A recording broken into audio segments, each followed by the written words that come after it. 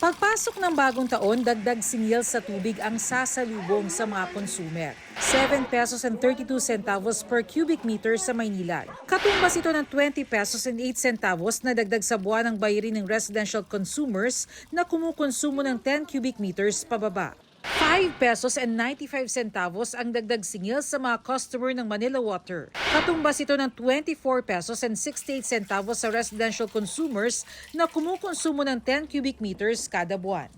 Ayon sa MWSS Regulatory Office, bahagi ito ng rate rebasing adjustment, kung saan pinapayagan ng dagdag singil depende sa kalidad ng serbisyong naibibigay ng mga water concessionaires. Ang Manila Water at Maynilad ay kailangan po nilang gumastos ng itong para sa mga kanilang mga proyekto.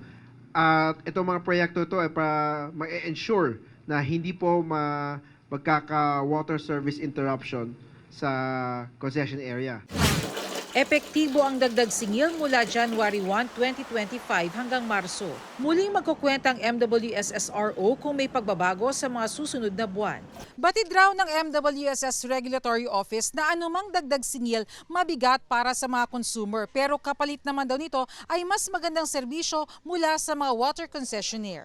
Ang benepisyong discount naman ng Lifeline consumers gaya ng mga miyembro ng 4Ps pinalawig pa.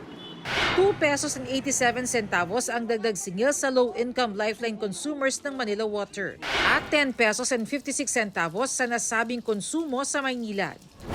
2023 tariff